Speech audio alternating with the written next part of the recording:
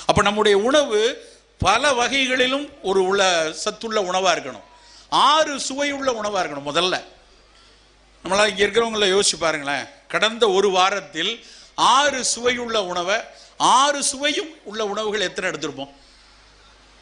யாரும் அதிகமாக எடுத்துருப்போம். இனிப்பு எடுத்திருப்போம் கண்டிப்பாக. உப்பு இருக்கும், உப்பு இல்லாமல் ஒன்றும் இருக்காது. காரம் இருக்கும், புளிப்பு இருக்கும். ஆனால் கசப்பும் துவர்ப்பும் பெரும்பாலும் இல்லை நண்பர்களே. ஆனால் துரதிருஷ்டவசமான விஷயம் என்னன்னா, கசப்பும் துவர்ப்பும் மட்டும்தான் அதிக மருத்துவ குணம் உடையது.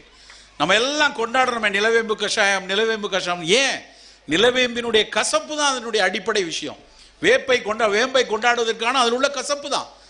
அப்போ வேம்பு அதில் இருக்கக்கூடிய கசப்பு மாதிரி நமக்கு உணவில் கிடைக்கிறது பாகக்காய், சுண்டக்காய் வற்றல், வெந்தயம், கருவேப்பிலை. இது ஏதாவது ஒன்று உணவில் இருந்து கொண்டே இருக்கணும். வீட்டில் தாளிச்ச கருவேப்பிலை எடுத்து தனியாக வைக்காதீங்க. சேர்த்து சாப்பிடுங்க, ஒன்றும் ஆகாது, விற்கலாம் செய்யாது.